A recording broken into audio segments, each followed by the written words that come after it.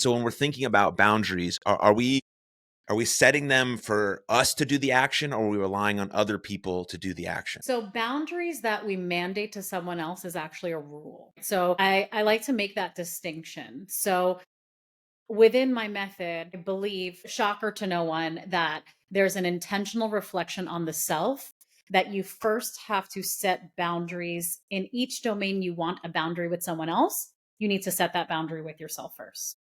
Case in point, kindness, communication, self-deprecation. If you set a boundary with other people of like, I don't want you to speak to me that way. Don't call me, like if someone is being rude, calling you names, whatever, you set a boundary. But in your inner monologue, that internal dialogue is constantly self-deprecating, negative, harsh, criticizing.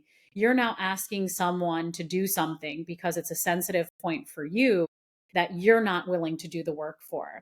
And you're going to be more triggered when they're stepping over the boundary, because it also is amplified by the fact that you're constantly stepping over that boundary. So I found that the way that you can have your boundaries best adhered by collectively is if you're also adhering to it independently too.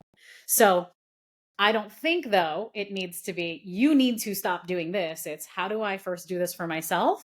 And then I'm not tolerating that type of speech in my world.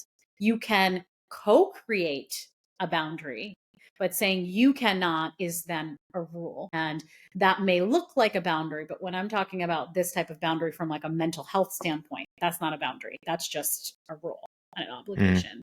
So now you're trying to exert power over someone.